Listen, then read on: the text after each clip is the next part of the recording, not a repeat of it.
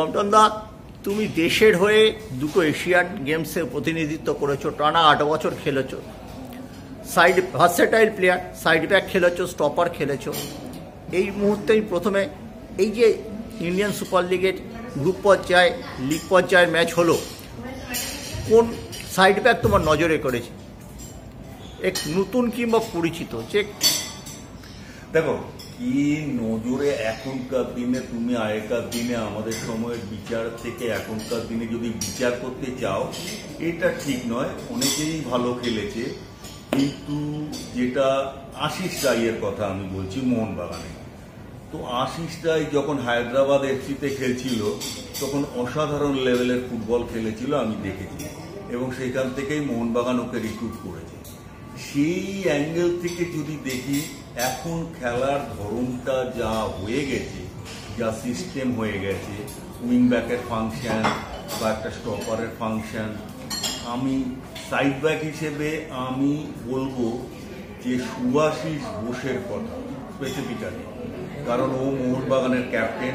একটা টাইম ছিল গত বছর সুভাশিসকে এত ভালো পারফর্ম করতে দেখিনি, কিন্তু এবছর সুভাশিস যা পারফর্ম করেছে আমি বলতে বাধ্য হচ্ছি যে ভারতবর্ষের এই মুহূর্তে বেস্ট উইং ব্যাক, মানে as a left back best player. এবং শুধু বেস্ট প্লেয়ার শুধু কথাটা যদি বলে আমি ছেড়ে দিই, তাহলে আমার মনে হয় অন্যায় করা হবে। একটা উইং ব্যাক থেকে একটা ক্যাপ্টেন হিসেবে সে কতটা দায়িত্ব নিয়ে খেলেছে, এবং 5টা-6টা তো ওরই গোল আছে মনে হয়। কটা গোল আছে আমার 6টা গোল আছে বলতে পারছি না, কিন্তু এ ভাইটাল জায়গায় ও গোল করে টিমকে জিতিয়েছে, বা টিমকে গোলের মার্জিন বাড়াবার জন্য অনেক সাপোর্ট করেছে। এবং উইং দিয়ে যেইভাবে ও উইং প্লেটা করছে অন্যান্য মানে হাফের সাথে বা ফরওয়ার্ডের সাথে, এক কথায় বলতে হয় মানে অসাধারণ লেভেলের ফুটবল খেলেছে সুভাশিস। তুমি এই বছরে চলতি পারফরমেন্স অনুযায়ী সুভাশিসকে 10-এ কত দেবে? তো অত 10-এ তো 10 দেওয়া যায় না, একটু তো তোমরা কাটবে। সে আমাদের স্কুলের বা কলেজের পরীক্ষার সময় দেখেছি একটু নাম্বার কাটা হয়, এখানেও যদি নাম্বার কাটা হয় তাহলে সুভাশিসকে 8 তো অবশ্যই দেওয়া যেতে পারে। সেই সুভাশিসের খেলায় যে চেঞ্জটা দেখলে কোন জায়গায় কমটনদা? দেখো, সুভাশিসের সবচেয়ে main sense of football. Football তো গায়ে গতরে সবসময় খেলা যায় না, একটু বুদ্ধিরও পরিচয় দিতে হয়। সুভাশিসের এখনকার দিনের ফুটবলে যেটা দেখা যাচ্ছে, যেটা আমরা দেখতে পাচ্ছি, সে উইং ব্যাক দিয়ে কখন বলটা হোল্ড করব, কখন রিলিজ করব, কখন ওয়াল পাস খেলবো, কখন ওভারহেড খেলবো, এবং সবচেয়ে বড় জিনিস আনমার্ক অবস্থায় ও এমন একটা জায়গায় পৌঁছে যাচ্ছে, সেই জায়গা থেকে ও একটা স্মেল পাচ্ছে যে এটা প্র্যাকটিসেই, এটা এই ডেভেলপমেন্টটা শুধু থ্রু প্র্যাকটিস আসে।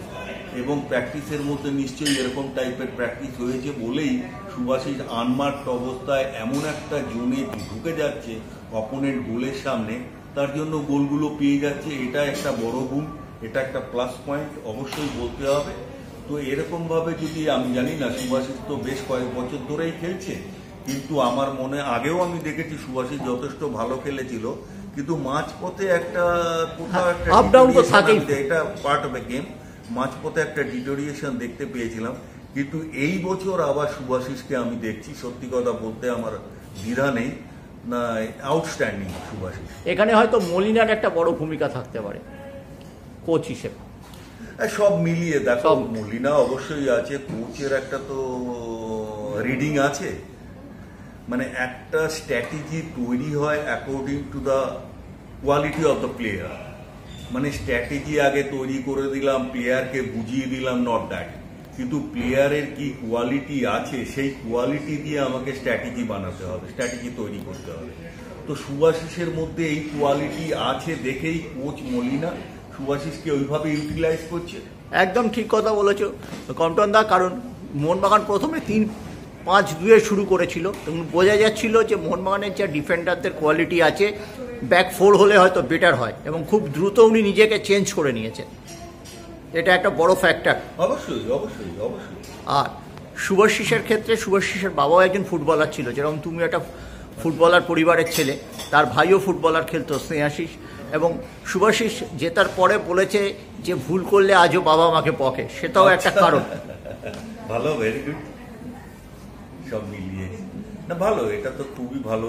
মানে আমার কথা হলো একটা বাঙালি ছেলে এই মুহূর্তে ভারতবর্ষে আমাদের বাঙালি ছেলেদের অস্তিত্ব অনেকটাই কমে গেছে, তার মধ্যেও সুভাশিস, আমি ইন্টারন্যাশনাল ম্যাচ নিয়ে এই মুহূর্তে আমি ডিসকাস করছি না, according to Indian football standard Subhashis যেই লেভেলের ফুটবলটা খেলছে সেটা হাইলি অ্যাপ্রিসিয়েবল।